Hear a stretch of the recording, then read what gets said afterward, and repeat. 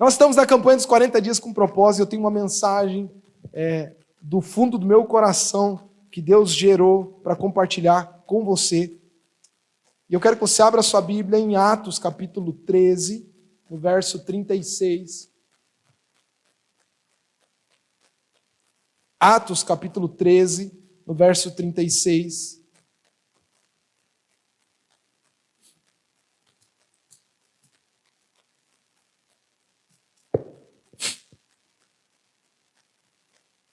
Nós vemos aqui Paulo pregando, e dentro da sua mensagem ele faz uma declaração maravilhosa que ecoa hoje no nosso culto para falar conosco. Atos, capítulo 13, versículo 36, diz assim: tendo, pois, Davi servido ao propósito de Deus em sua geração, adormeceu, foi sepultado com os seus antepassados, o seu corpo se decompôs. Maravilhoso esse texto, porque nós estamos na primeira semana da nossa campanha, 40 dias com propósito, onde temos aprendido de cara que o propósito pelo qual nós fomos criados é a coisa mais importante da vida. O problema era o propósito que a maioria das pessoas pensava que era, o que tinha. O verdadeiro propósito, na verdade, ele não se encontra em nós, mas em quem nos criou. E o propósito pelo qual nós existimos, que é encontrado em Deus, é a coisa mais importante da sua vida, nesta vida. Mark Twain tem uma frase que diz: os 2 dias mais importantes da sua vida são o dia em que você nasceu e o dia em que você descobre por quê. Não saber para que existe e viver essa vida sem essa consciência não é viver, é apenas existir. Viver o seu propósito é algo que tem implicações eternas. É muito mais do que trabalhar, é muito mais do que alcançar um objetivo material, é muito mais do que ter uma casa própria, do que comprar o carro dos sonhos, do que ter o sítio, a casa na praia tão desejada, fazer as viagens que você tanto sonhou. Teu propósito de vida é muito maior do que desejos e sonhos que você pretende realizar. O teu propósito é muito maior do que aspirações profissionais, do que cargos, do que objetivos profissionais, do que níveis alcançados na carreira. O teu propósito é muito maior do que isso. O teu propósito é muito maior, inclusive, do que você mesmo. Por isso que o teu propósito é muito maior do que os teus dons, do que os teus talentos. O teu propósito é muito maior do que a tua capacidade de fazer algo. O teu propósito é muito maior do que isso. E o texto de Paulo aqui, em Atos dos Apóstolos, nos diz assim: tendo, pois, Davi cumprido o propósito de Deus em sua geração, adormeceu e foi sepultado com seus pais, e o seu corpo se decompôs. E eu acho maravilhoso a forma como Deus colocou esse texto, porque, primeiro, haveria muito do que se falar sobre Davi. Nós poderíamos falar sobre as batalhas que Davi venceu. Nós poderíamos falar sobre Davi ter vencido o Golias, o gigante. Paulo poderia ter falado sobre todo um grande histórico de feitos de Davi. Mas ele resume a biografia de Davi em uma frase: cumpriu o propósito de Deus em sua geração. Sabe o que Paulo está dizendo? De tudo que Davi fez, viveu, realizou, conquistou, o que mais importa é que ele cumpriu o propósito de Deus. Mais importante do que as vitórias, as batalhas conquistadas, as riquezas, tudo que ele fez, tudo que ele viveu, tudo que ele alcançou, nada se compara com aquilo que nós podemos resumir a vida dele. Cumpriu o propósito de quem, gente? De quem é o propósito?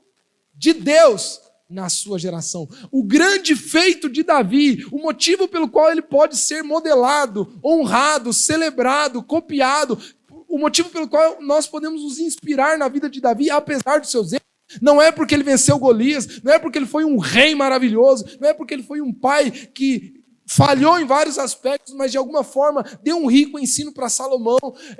Não é por nada disso. O motivo pelo qual nós podemos admirar Davi se resume em uma única frase: ele cumpriu um propósito que era maior do que ele mesmo.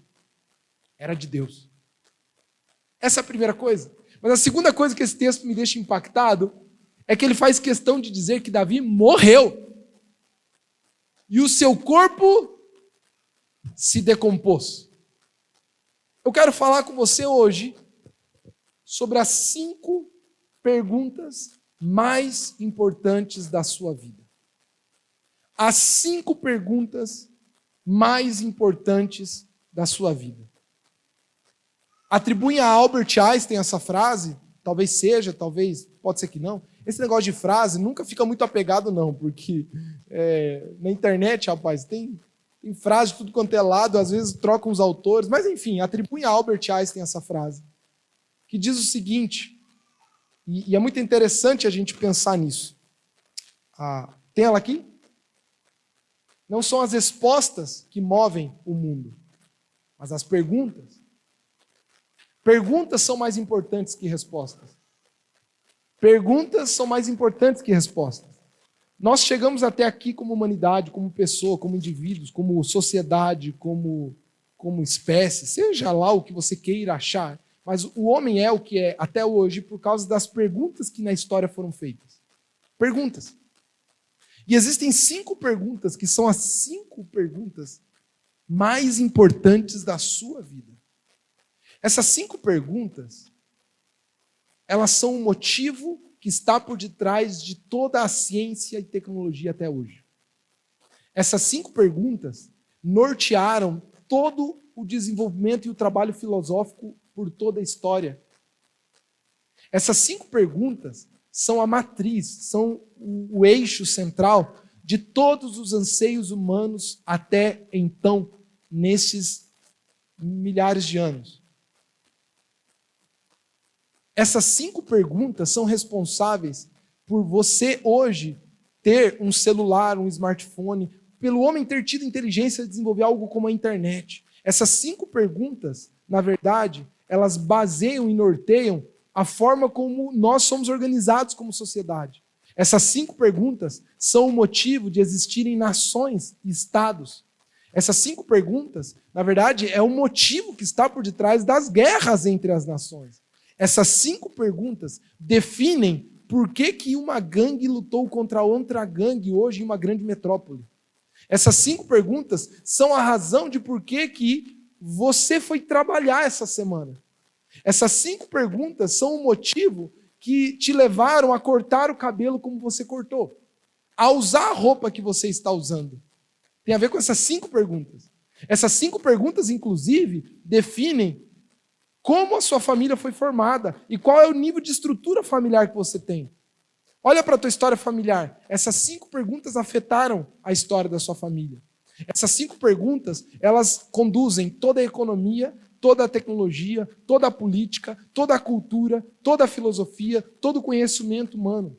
Todas as religiões do mundo. Dizem que há mais de 6 mil religiões no mundo, se não mais, porque só na Índia, dentro da vertente do hinduísmo, há milhares e várias religiões, mas toda religião tem como principal objetivo responder essas 5 perguntas. Na verdade, tudo que está ligado à metafísica ou à subjetividade humana, que faz o homem pensar sobre a vida, refletir, se mover, decidir, encontrar sentido nas coisas, tem a ver com essas 5 perguntas. Essas 5 perguntas é o motivo por qual vocês brigaram hoje lá em casa, na sua casa.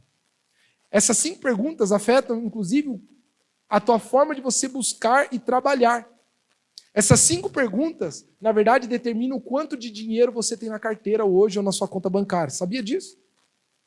Essas 5 perguntas afetam, inclusive, a carreira que você tem, o curso de faculdade que você fez ou não fez. Essas 5 perguntas definem, inclusive, como está hoje a tua vida emocional. A tua vida emocional está relacionada a essas 5 perguntas. Inclusive a tua vida sentimental. Você sabia que o teu relacionamento hoje, se você é casado, se você é solteiro, se você namora, não sei. O teu status hoje emocional e afetivo está relacionado a essas 5 perguntas. Essas 5 perguntas ajudaram ou atrapalharam os teus relacionamentos até hoje. A resposta que você dá a essas 5 perguntas afetam todas as áreas da sua vida, e não só tua, mas de toda a humanidade. Você deve estar se perguntando, Rona, pelo amor de Deus, quais são as 5 perguntas? Alguém quer saber quais são essas 5 perguntas?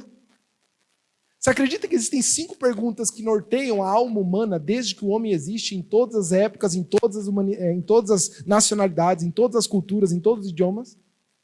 Seja na tribo mais inóspita, seja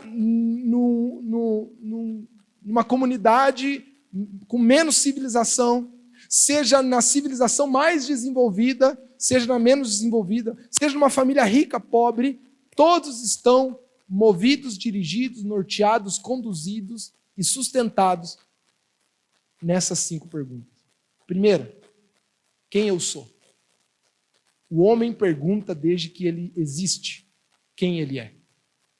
Existe uma pergunta na alma humana que não consegue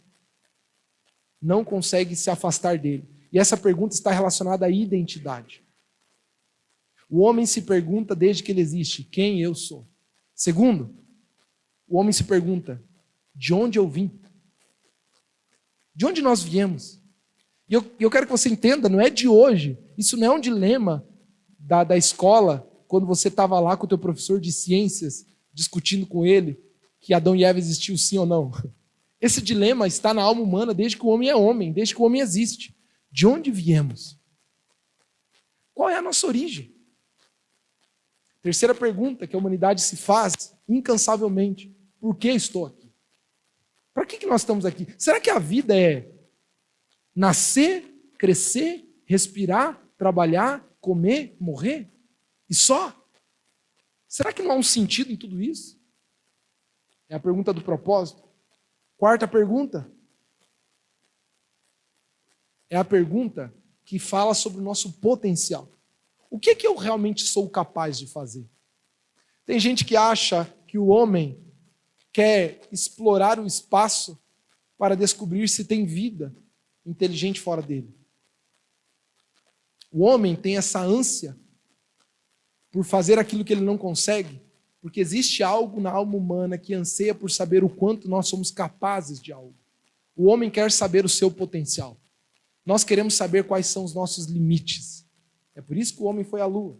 É por isso que o homem está tentando se desenvolver na ciência, na tecnologia. Mas existe uma outra pergunta, que é a última. Para onde eu vou? Que é a pergunta do destino. Toda a humanidade até então, em qualquer cultura, em qualquer civilização, com qualquer nível aquisitivo, com qualquer nível de desenvolvimento intelectual ou cultural, tenta responder essas 5 perguntas. Quem nós somos? De onde viemos? Para que estamos aqui? O que somos capazes de fazer? E para onde vamos? Acredite ou não, essas 5 perguntas aqui determinaram, de alguma forma, por que você casou com quem você casou. Sabe por quê? Porque os teus relacionamentos são fortemente afetados por pelo menos 2 delas. A tua identidade e o teu propósito. Nós casamos por identidade e propósito. Nós tomamos afetos e relacionamentos para, de alguma forma, responder quem eu sou. E para que eu estou aqui, de alguma forma. A prova é que quando temos crise de identidade, não conseguimos ter bons desenvolvimentos afetivos. Quando nós não sabemos quem nós somos, nós temos dificuldade de lidar com o outro e de ter bons relacionamentos. Faz sentido o que estou falando? Posso te contar uma coisa? Sabe a adolescência, a rebeldia na adolescência? Alguém sabe de rebeldia na adolescência? Já ouviu falar sobre isso? Por que isso é tão comum? Sabe por que é tão comum isso? Porque o desenvolvimento de uma criança se dá por fases. E existem camadas de personalidade que vão sendo desenvolvidas. E, obviamente, que isso não é literalmente, não tem como calcular isso e metrificar na idade, mas é mais ou menos. Uma primeira camada, a criança lá dentro da fase oral, ela está lá desenvolvendo o seu mínimo de habilidades e faculdades sensitivas e sensoriais. Por isso que ela está lá naquela fase da oralidade, o bebezinho, né? Coloca tudo na boca, e gugu, dadá, enfim. Mas entre os 2 a 4 anos de idade, a criança está num desenvolvimento de camada mais social, onde ela começa a ter um nível de consciência de códigos sociais. Ela começa a perceber caretas, ela começa a perceber gestos, ela começa a fazer birra, ela começa a se comunicar de alguma forma, entender que há comunicação externa. E aí nós temos uma outra uma terceira camada, onde há um outro tipo de desenvolvimento. Eu quero acelerar aqui para não ficar... talvez uma das mais importantes é uma quarta camada dentro da faixa etária dos 5 a 7 anos de idade, que é uma das fases mais importantes de uma criança, onde ela se desenvolve afetivamente. Porque é nesse momento em que ela é suprida e realizada afetivamente. Por isso que nessa fase, o nível de afeto que uma criança recebe é determinante para o nível de carência que ela vai ter para o resto da sua vida. Por isso que quando você, dentro dessa fase da vida, não é muito bem suprido afetivamente, especialmente pelo seu pai ou pela sua mãe, fica um buraco afetivo na sua alma, que por mais que você cresça e avance em outras coisas, você sempre estará buscando uma forma de suprir essa carência. E aí vem uma quinta, enfim, mas eu quero chegar aqui na fase da adolescência, que é essa quinta camada, que é onde nós desenvolvemos as faculdades de habilidade e somos capazes de fazer as coisas. E na adolescência, normalmente, é que foi programada para uma pessoa estar pronta para provar para si mesmo e para o mundo o seu valor. Por isso que, juntamente com isso, quando isso não é muito bem conduzido, o adolescente responde a essa incapacidade de provar o seu valor com rebeldia. E é por isso que é muito comum o adolescente encontrar maneiras de afirmar a sua identidade quando ele não é capaz de afirmar a sua identidade com as suas capacidades e competências. E aí, como ele não é capaz de afirmar a sua identidade com quem ele é de verdade, com as suas capacidades e competências, ele procura outras lacunas, outros escapes para afirmar essa sua identidade. E é por isso que é na adolescência que a gente faz todas essas pataquadas de entrar em grupinho, em gangue, usar roupa de determinada forma, entrar em modinha. Vamos ver aqui, eu tenho certeza que aqui na adolescência, que todo mundo já deu uma mancada dessa, de alguma forma fazer parte de um grupo. É os skatistas, é as meninas que falavam assim, é os meninos que falavam assado, é um estilo de roupa, é um estilo de música, é um estilo, algo que nos afirme como grupo e como comunidade, de forma que alguém me aceite. Já que eu não tenho identidade própria, eu preciso assumir uma identidade do outro, para que eu possa dizer que eu sou algo e eu sou alguém. Alguém está me ouvindo aqui? Quem está entendendo aqui o que eu estou dizendo? Porque a gente precisa dizer, eu sou alguém. As formas que o mundo tem te dado para responder essas perguntas são formas incompletas. Como é que o mundo quer que você responda a pergunta quem eu sou? Ele te dá alguma sugestão para você responder essa pergunta. Ele diz o seguinte, a resposta que o mundo te dá é que você é a sua raça, você é a sua cor, você é o seu status social, você é o seu dinheiro, você é suas posses, você é o seu estado civil, você é sua profissão, você é a sua condição. Mas isso não é quem você é. Mas são as respostas que o mundo quer que você dê em relação a quem você é. Por isso que quando você pergunta para alguém, quem é fulano? Normalmente eles dizem a profissão da pessoa ou qual é o vínculo social dele com outra pessoa. Eles vão falar o seguinte, quem é fulano? Aquele lá é o João, primo da Maria. Ele é advogado, sabia?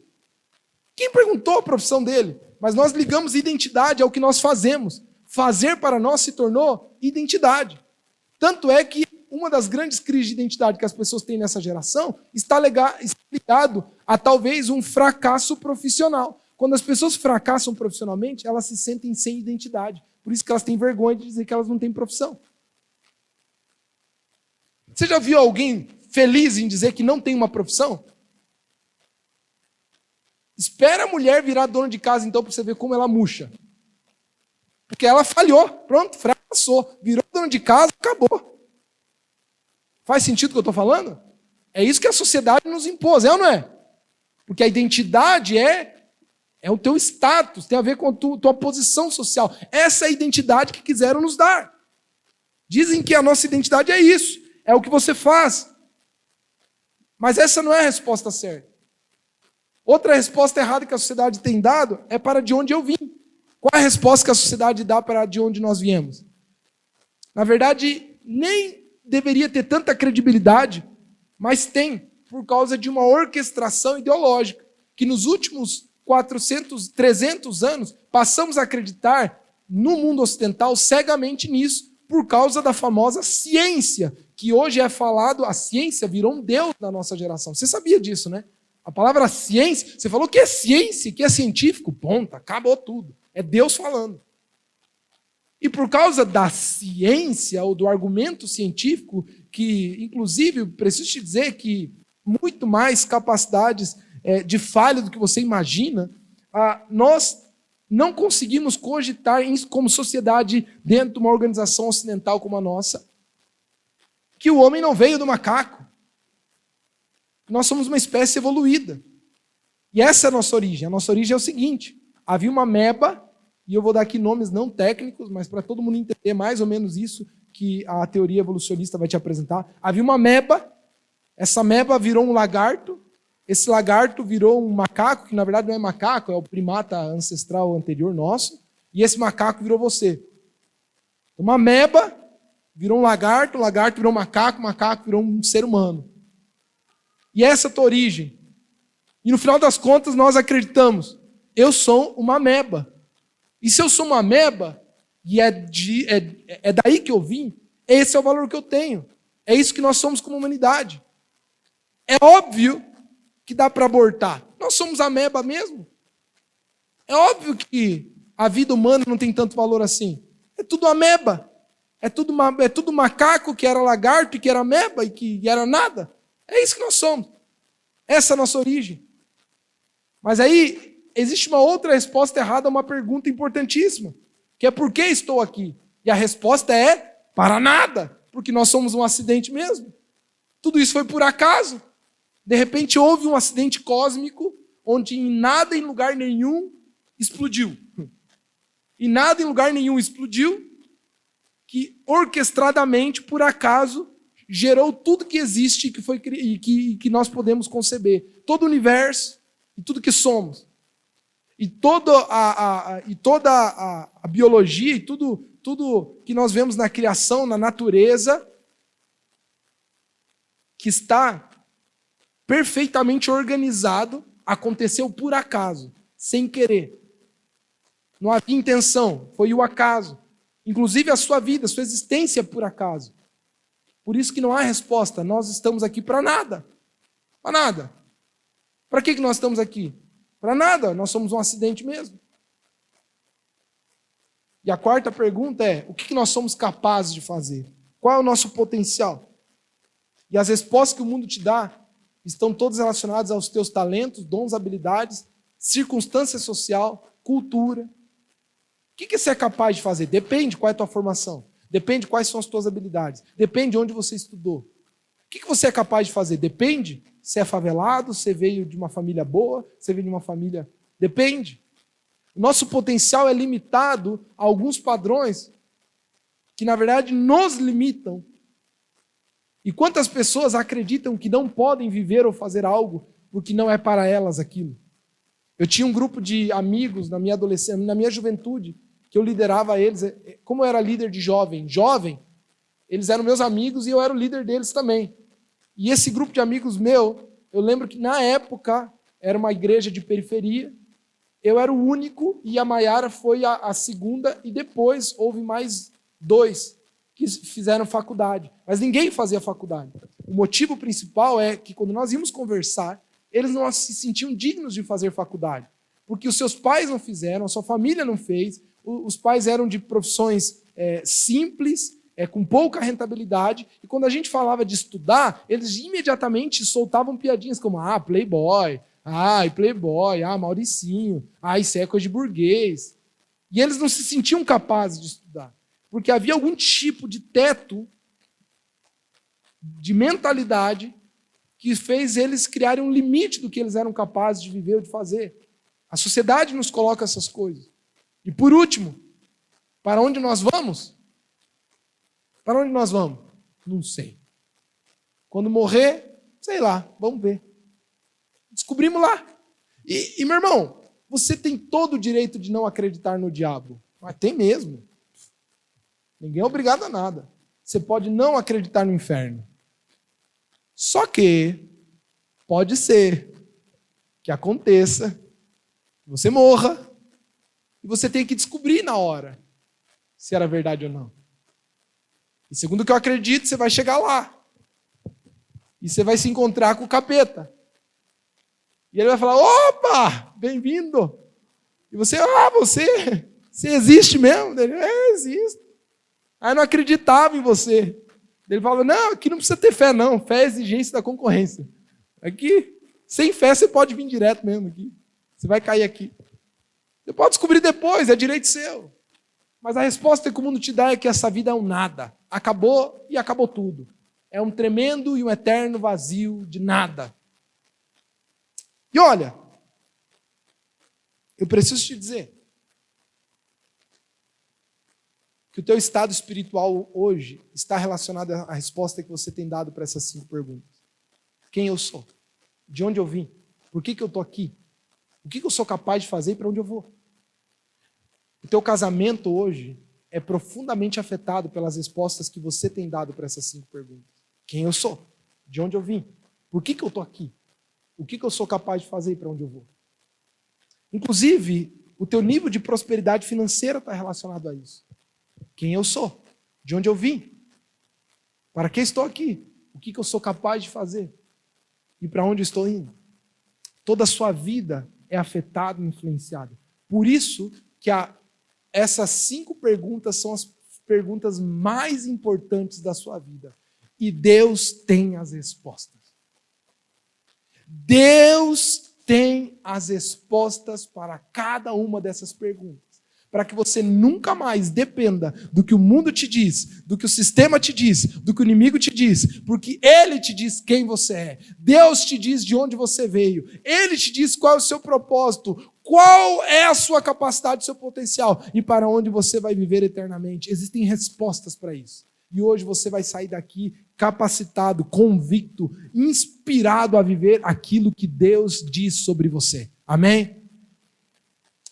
Algumas pessoas não sabem por que Jesus era quem era. E talvez alguns dizem, não, eu sei, pastor. Jesus era como ele se comportava como ele se comportava, ele era diligente como ele era, corajoso como ele era, poderoso como ele era, ele falava como ele falava. Eu não sei vocês, mas eu leio os evangelhos, eu fico tão admirado com a pessoa de Cristo, o homem Cristo. Não o homem Deus necessariamente, mas o homem, como ele se relacionava com as pessoas, como ele conversava, o nível de inabalabilidade que ele tinha emocional, como ele era corajoso, como ele era sagaz, como ele era sábio. E eu sempre quis entender claramente, caramba, a Bíblia diz que nós somos transformados com a glória de Deus, a imagem de Cristo. Será que um dia eu seria capaz de ser igual a Jesus? E um dia eu perguntava para Deus, onde é que está o atalho? Como é que eu faço? Eu quero ser mais parecido com Jesus, mas está demorando muito. Qual é o segredo da personalidade de Jesus? Qual é o segredo dele ser como ele era, ter esse nível de inteligência emocional, esse nível de assertividade na comunicação, essa capacidade de amar, de perdoar, de não se afetar com os ataques e as injustiças das pessoas? Como é que Jesus era tão forte assim, tão corajoso, tão inteligente, tão vigoroso? Como é que ele era desse jeito? E Deus me levou a um texto e disse, Ronan, aqui está o segredo da personalidade de Jesus. Aqui está o motivo pelo qual ele era o que ele era. Eu falei, uau, eu quero saber. João capítulo 8, versículo 14. Jesus está tendo uma conversa com fariseus, com religiosos. E eles estão, mais uma vez, escute, questionando Jesus sobre quem ele era. Inclusive, lembra que eu disse que uma das 5 perguntas mais importantes é quem eu sou? Inclusive, uma das perguntas que mais fizeram para Jesus é quem é você? Uma das perguntas que Jesus mais teve que responder ou teve que lidar, porque ele foi questionado pelos fariseus e religiosos nessa pergunta quem eu sou? Quem é você? Ele foi questionado pelos seus próprios discípulos, ele foi questionado pelo governo atual, por quem é você? Por Pilatos na hora da crucificação, um pouco antes da crucificação. Todos, em algum momento, olharam para Jesus e falaram, quem é você? Porque quem eu sou é a pergunta mais importante da sua vida. Mas a resposta que você dá para essa pergunta, quem é você? Para onde você vai? Qual é o propósito pelo qual você existe? Também são as respostas que determinam o nível de personalidade que você constrói. E aqui eu percebi qual é o segredo de Jesus. Por que ele era quem ele era? Em João capítulo 8, no verso 14, respondeu Jesus: ainda que eu mesmo, e eu preciso contar o contexto antes de ler aqui para você entender. Eles estão falando, você é o Elias, você é o profeta, você é o Messias que tanto haveria de vir. Com qual autoridade você faz o que você faz? Eles estão questionando quem é Jesus. E Jesus fala, não, sou eu mesmo. Eu sei quem eu sou eu o Messias, sou o Filho de Deus. A autoridade vem de onde? Vem do meu Pai. Pai, quem Deus? Você chama Deus de Pai? Sim, Deus é meu Pai. E aí os religiosos ficam furiosos e falam, como você ousa falar de você mesmo? Teu testemunho não é válido. Por quê? Eles estão dizendo, é fácil você dizer que é o Filho de Deus, se é você que está dizendo. E aí Jesus responde algo que não mudou muito o nível do diálogo, mas para nós é uma revelação tremenda a respeito do coração, do caráter e da inteligência de Jesus. Porque ele diz o seguinte, ainda que eu mesmo testemunhe em meu próprio favor, o meu testemunho é válido. Por quê, gente? Pega esse segredo. Pois sei de onde vim e para onde eu vou. Mas vocês não sabem de onde eu vim e para onde eu vou. E Deus me mostrou, Rona, Jesus era quem era, especialmente pelo nível de convicção que ele tinha de identidade e de propósito. E Deus fez questão de afirmar isso para Jesus em voz alta. Só existem duas manifestações neotestamentárias, ou seja, no Novo Testamento, de Deus falando audivelmente. Só duas. Nas duas, e eu vou te dizer quais são, uma é quando Jesus está sendo batizado, a Bíblia diz que todos ouviram uma voz do céu, e a segunda, quem sabe qual é? No Monte da Transfiguração. Duas vezes em que a voz de Deus foi audível no Novo Testamento, e nunca mais se ouviu, segundo os relatos bíblicos. E nas duas, coincidentemente, Deus falou uma coisa. Este é Jesus, meu filho. Este é o meu filho amado. Jesus, este é o meu filho. As únicas duas vezes que Deus se deu o trabalho de falar audivelmente no Novo Testamento foi para que outras pessoas e o próprio Jesus ouvisse da própria voz de Deus que ele era o Filho de Deus. O nível de convicção de identidade que Jesus tinha fazia ele ser quem ele era. Porque Jesus sabia quem ele era, Filho de Deus, e para onde ele iria, e de onde ele veio, e para que ele estava nessa terra, é porque ele vivia uma vida que ele viveu. O segredo da tua vida, o segredo da tua vida financeira, o segredo da tua vida material, o segredo da tua vida relacional, o segredo da tua vida emocional está em ter convicções bíblicas da palavra de Deus a respeito de quem você é, de onde você veio, para que você está aqui, o que você é capaz de fazer e para onde você vai. Alguém está me acompanhando aqui? Essas são as perguntas mais importantes da sua vida. Agora, como Deus quer que você responda essas perguntas?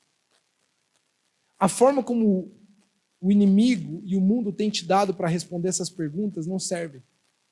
Por isso que Romanos capítulo 12, no verso 2, diz o seguinte: não vivam como vivem as pessoas deste mundo, mas deixem que Deus as transforme por meio de uma completa mudança da mente de vocês. Assim vocês conhecerão a vontade de Deus, isto é, aquilo que é bom, perfeito, agradável a Ele. Como é que Deus quer responder essas 5 perguntas? Primeiro, quem você é? A Bíblia diz, olha só, a questão da tua identidade. Gênesis capítulo 1, versículo 26. Façamos o homem a nossa imagem, conforme a nossa semelhança. Gálatas capítulo 3, versículo 26. Gênesis 1, 26 está falando a respeito da tua criação. Quando fomos criados como humanidade, nós somos criados em imagem e semelhança de Deus. Meu irmão, você não é igual macaco, você não é uma ameba evoluída, um réptil evoluído. Você é a imagem e semelhança do Criador. Nada na criação se assemelha ao ser humano. Você é diferente, você é especial mais do que qualquer coisa na criação. A Bíblia nos chama de obra-prima da criação, de primícias da criação. É isso que nós somos. Nós não somos qualquer coisa. Nós somos criaturas de Deus. Mas mais do que isso, em Cristo, nós nos tornamos filhos de Deus. A Bíblia diz, porque todos sois filhos de Deus pela fé em Cristo Jesus. Gálatas capítulo 3, versículo 26. Alguém está me ouvindo aqui? Diz amém. É isso que você é. Ah, Rony, mas... Meu irmão, enquanto você não assumir essa identidade de filho de Deus, você vai continuar vivendo a vida de cabeça baixa dessa forma. Sendo trucidado, engludido, aglutinado, engolido pelos problemas, pelas dificuldades, pelas circunstâncias. Óbvio, você não tem convicção de identidade. Porque você não tem convicção de identidade, é que tudo te abala, tudo te aflige, tudo te preocupa. E é por isso que Jesus, e eu quero que você entenda a preocupação com esse tema. Escute, o teu nível de preocupação com os problemas da vida está proporcionalmente relacionado ao teu nível de inconsciência de quem você é.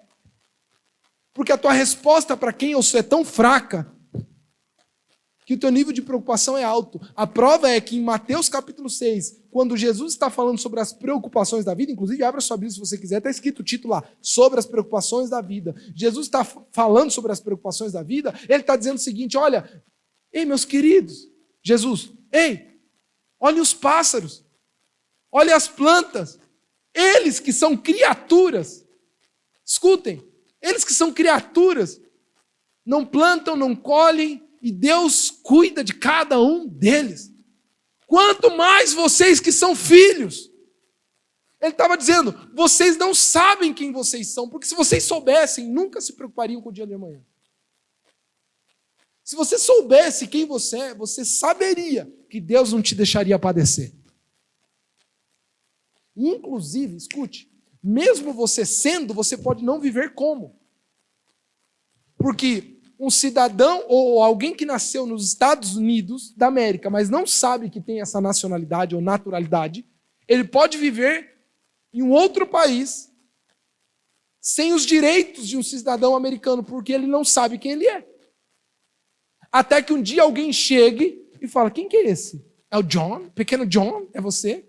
Aí tá lá o pequeno John, aqui no Brasil, entendeu?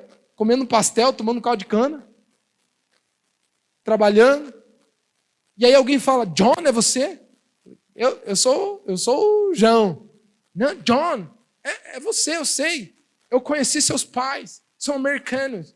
Que americano? Que, rapaz? Eu não sei disso não. Sim, quer ir para os Estados Unidos agora? Eu não posso, não tenho visto. Que visto? Você é americano.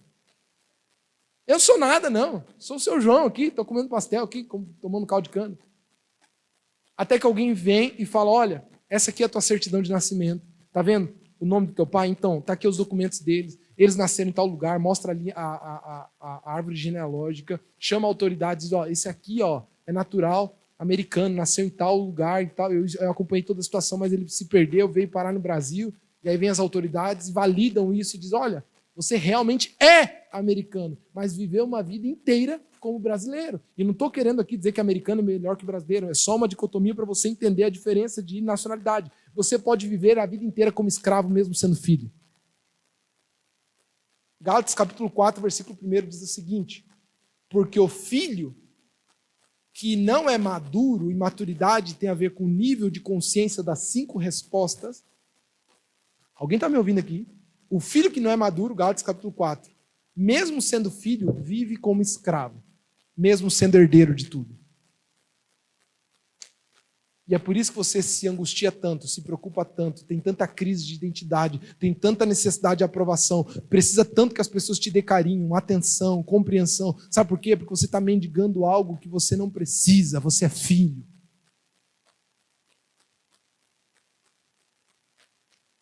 A resposta que Deus dá a respeito de onde você vem, de onde nós viemos. Nós somos planejados e formados por Deus.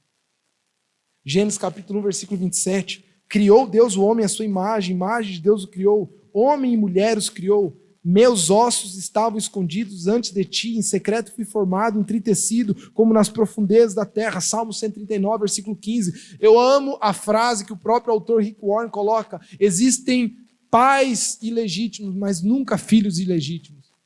Pais podem ser pais por acidente, mas filhos não são filhos de acidente. Os pais podem não ter planejado o nascimento de uma criança, mas Deus planejou antes da fundação dos tempos. Se existe uma pessoa viva, é porque Deus tem um propósito para a vida dela. Antes mesmo de você ter vindo à existência, antes mesmo dos teus pais terem te planejado. E talvez alguns de vocês aqui já ouviram dos próprios pais que, meu Deus, foi um erro, foi um acidente, ou porque foi tentativa de aborto que não deu certo. Talvez alguém aqui vive uma crise existencial porque se sente rejeitado, porque os pais falaram que não queriam que essa pessoa tivesse existido, mas acabou acontecendo. Por mais que tudo isso e argumentos ao seu redor, da tua história, da tua família, da tua genealogia, sei lá o que, quer te dizer que você tem uma origem fruto de um plano humano, eu quero que você lembre que antes de qualquer humano ter tentado, pensado ou planejado você, Deus já tinha te pensado, te formado, te criado, Ele já tinha sonhado com quem você é, com cada detalhe da sua vida. Você é fruto daquilo que Deus quis, do desejo dEle, da intencionalidade dEle, do projeto dEle. Em algum momento da eternidade, Deus parou para criar você. Óbvio que isso aqui é hipérbole, figura de linguagem, para você entender que dentro de toda a eternidade, em algum momento, Deus planejou você. Fala para a pessoa que está do seu lado, você é mais especial do que você imagina. Muito mais especial do que você imagina. Você não é especial porque te dão um valor. Você não é especial porque você tem uma classe social. Você não é especial pelo título que você alcançou. Você não é especial pela conta bancária que você tem. Você não é especial porque as coisas deram certo na tua vida. Você não é especial pela família de onde você veio. Você é especial porque o Rei dos Reis, o Criador de todas as coisas, o Deus eterno, antes da fundação do mundo, já tinha pensado em você. É por isso que você é especial.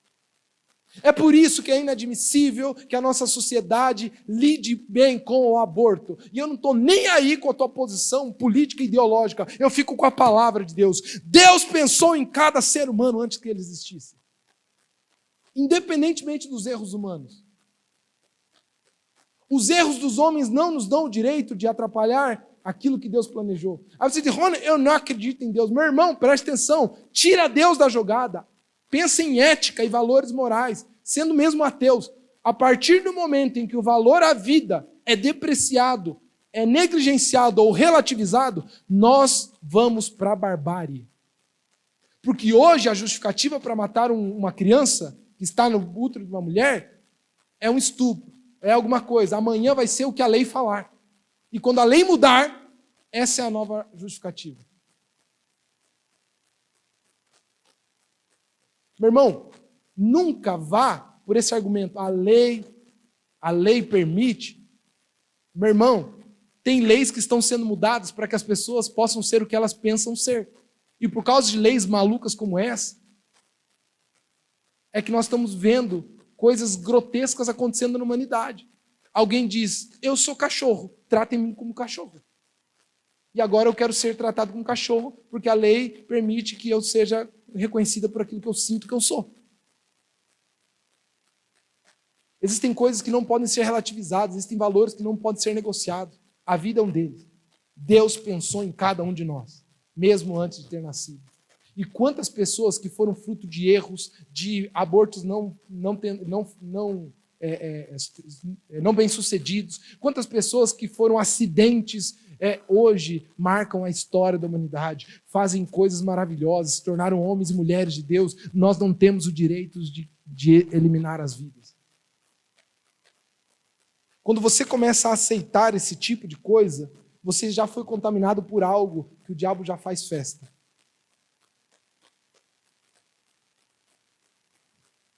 Nós viemos dele.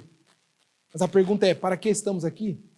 A palavra de Deus nos responde. Efésios capítulo 1, versículo 4, verso 6. Porque Deus nos escolheu nele antes da criação do mundo, para sermos santos e irrepreensíveis em sua presença. Em amor nos predestinou para sermos adotados como filhos, por meio de Jesus Cristo, conforme o bom propósito da sua vontade, para louvor da sua gloriosa graça, a qual nos deu gratuitamente no amado. Você está aqui para glorificar, engrandecer e honrar o nome de Deus acima de todas as coisas e para servir o próximo. O nosso propósito consiste em que Deus seja honrado e pessoas sejam servidas. Posso te contar um segredo?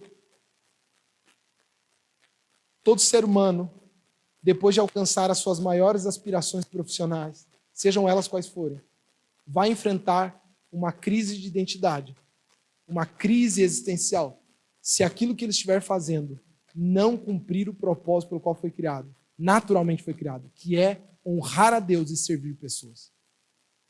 Inclusive, até gente sem fé entende isso. Tem um documentário que eu quero recomendar, que é muito bom, chamado Código Bill Gates. E o Código Bill Gates, que está na Netflix, inclusive, conta como é a mente por trás daquele gênio, que agora ele fica aí, né, revezando, mas foi por muito tempo o homem mais rico do mundo, fundador e criador da Microsoft. E hoje, ele não atua mais dentro do ramo da tecnologia. Ele deixou de ser CEO da Microsoft e ele atua numa fundação chamada Fundação Bill Gates e Melinda Gates, dele e da sua esposa, que agora separaram, não são mais casados. Ele largou tudo, depois de ter alcançado todo o sucesso, a maior riqueza do mundo, ser considerado o homem mais rico do mundo várias vezes. Depois de ter alcançado tudo isso, ele largou tudo e ele decidiu dedicar a sua vida e grande parte dos recursos que ele mesmo ganhou na vida para dar. De que maneira dar? Investir esse dinheiro em projetos, em negócios, em estratégias, para que de alguma forma a humanidade fosse ajudada por ele e por aquilo que ele projetava. E quando você vê o documentário, você percebe, vê claramente um momento de crise existencial que ele sentiu, de que por mais que ele tinha tudo, a vida era nada. Porque a vida só faz sentido quando ela de alguma forma serve quem está do outro lado, o outro. Quando de alguma forma, por isso que, meu irmão, os nossos objetivos são vãos quando eles não se voltarem para servir. Porque foi para isso que nós fomos criados. Nós fomos criados para a glória de Deus e para o amor das pessoas. Nós fomos criados para que Deus seja honrado e pessoas sejam servidas. Por muito tempo você pode achar que é o dinheiro que te sustenta, que é o dinheiro que é o motivo, que é o dinheiro a razão, a carreira ou a tua qualificação, mas um dia você vai ter que descobrir que a vida não faz sentido se não for para honrar a Deus e servir pessoas. É só no outro que encontramos propósito. Por isso que o Evangelho traz a sabedoria embutida nele. Tudo se resume a amar a Deus sobre todas as coisas e o próximo como a ti. Nisso a vida faz sentido. O teu trabalho não faz sentido, a tua empresa não faz sentido, o teu casamento não faz sentido, os teus talentos não fazem sentido, se Deus não for honrado e glorificado através disso e pessoas não sejam servidas. O que você mais vê são bilionários e milionários, depois de alcançarem o topo, começarem a dedicar a sua vida a causas humanitárias e sociais. Porque eles descobriram que tudo pelo qual eles correram atrás não era nada. É para isso que estamos aqui. A glória de Deus é o motivo da nossa existência. Mano, a glória, eu acho estranho isso. Quer dizer que eu tenho que ficar cantando o dia inteiro. Meu irmão, você honra e glorifica a Deus quando você vive conforme você foi criado para ser. Uma planta glorifica a Deus quando dá fruto. Um passarinho glorifica a Deus quando voa. O sol glorifica a Deus quando brilha. E você glorifica a Deus quando cumpre o propósito pelo qual você foi criado. E acredite, não é conquistar a casa própria. Acredite, não é pagar esse boleto, esse financiamento. E nem atingir o teu diploma universitário ou galgar essa posição na carreira. O teu propósito é muito maior do que isso. Mas aí vem uma última pergunta. Para onde nós vamos? E talvez essa seja uma das principais perguntas. Porque ela é a que justifica a forma como você vai viver. A forma como você vive a vida está intrinsecamente relacionada ao teu nível de consciência de eternidade. Essa semana eu fui chamado para realizar um velório. Eu realizei poucos velórios no meu ministério, acho que uns 3 ou 4. Pela minha idade, não é tão comum que pessoas próximas a mim morram. Eu ainda não tenho a experiência de um ente querido próximo falecer. Eu não sei o que é perder um tio próximo, um irmão próximo, um pai próximo, uma mãe. Eu não tenho esse sentimento.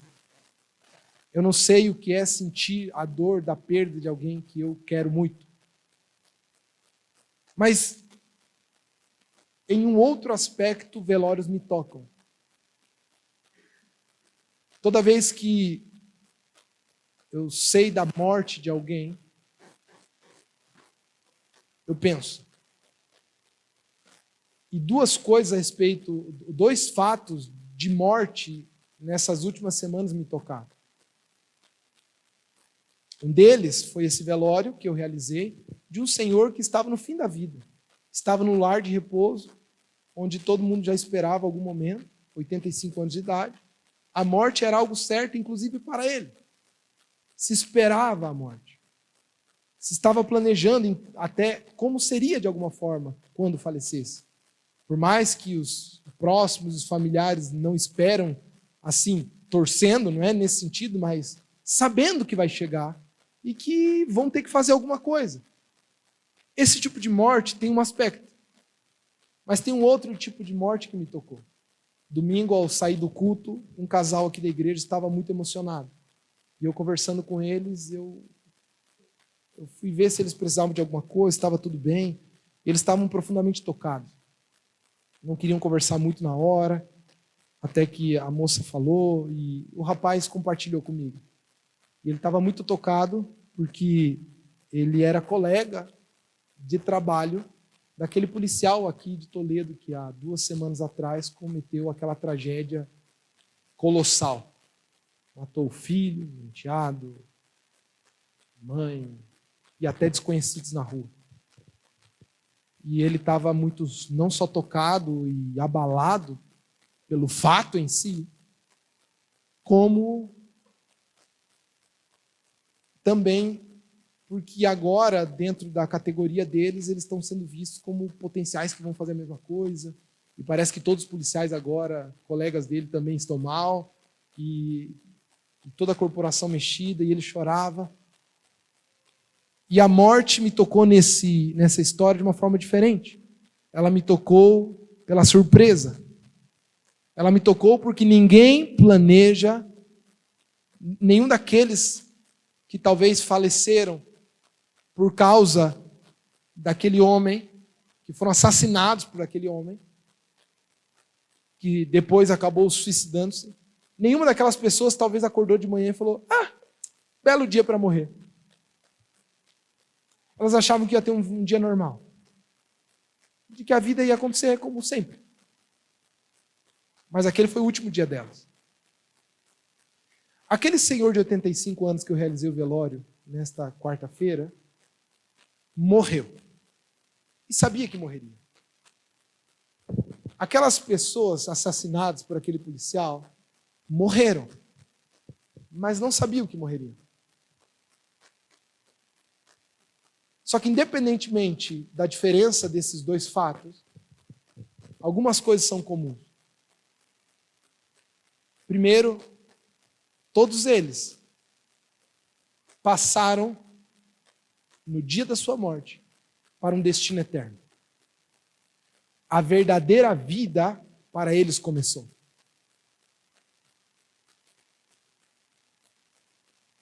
E segunda semelhança, ou segunda coisa em comum, todos eles viveram uma vida. E a forma como viveram essa vida afeta diretamente e implica em toda a sua eternidade. Eu não consigo não olhar para a morte e não lembrar do Salmo 90, verso 12, que diz assim: ensina-nos a contar nossos dias para que o nosso coração alcance sabedoria. É só diante da consciência e da clareza da morte é que você realmente desfruta de sabedoria. Porque você só vive uma verdadeira vida plena nesta terra quando você sabe que esta vida acaba. Eu quero te fazer uma pergunta, meu irmão. E se hoje fosse o teu último dia? Se hoje fosse o teu último dia, você poderia olhar para a vida e falar e pensar: valeu a pena. Eu vivi para o propósito que eu fui criado. Você poderia olhar para trás e falar: não, eu vivi uma vida justa, correta, certa. Eu vivi aquilo que Deus esperava de mim. Eu vivi pelo propósito. Pode vir aqui, Samuel, para a gente já encerrar. Olha só. Eu tenho uma extensão aqui.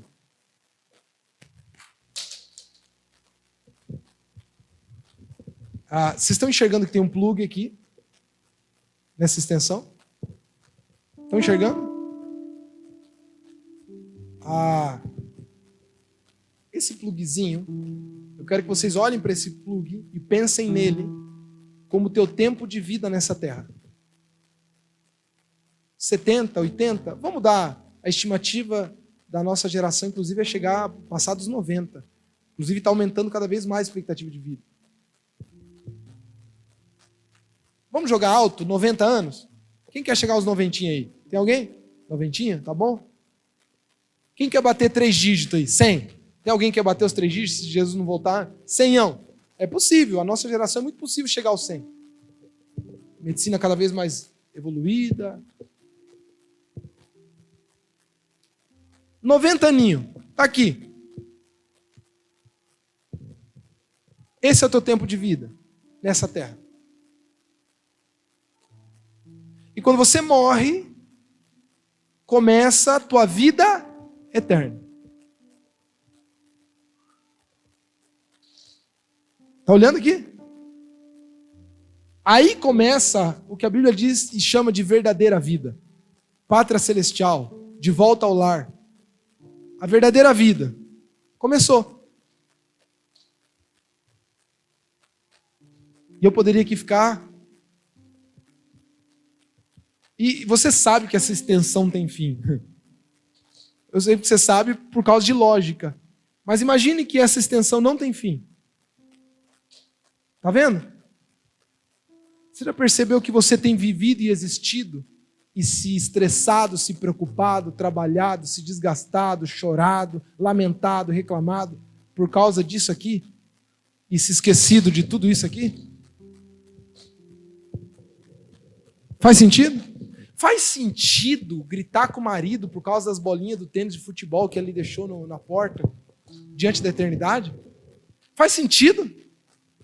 Faz sentido esse desespero pela incerteza do trabalho, da carreira, dos boletos?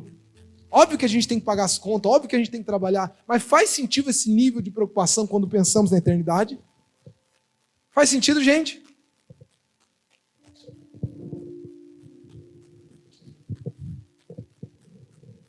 Essa é a verdadeira vida. E é essa que a gente negligencia. A gente chora por coisas que estão aqui. A gente mata por coisas que estão aqui. Nós entramos em depressão por coisas que estão aqui. A gente toma remédio por coisas que estão aqui. A gente não dorme por coisas que estão aqui. A gente discute, a gente briga, a gente se endivida, a gente reclama por coisas que estão aqui. Enquanto esquecemos de tudo que vem, de tudo que virá e de tudo que mais importa. A melhor vida é como a de Davi, no qual a tua biografia se resume numa única coisa: cumpriu o propósito de Deus para a sua geração. E aí morreu. E quando a Bíblia diz que Davi cumpriu o propósito da sua geração e daí morreu, a Bíblia está dizendo: esta vida que Davi viveu foi uma vida que refletiu toda a sua eternidade.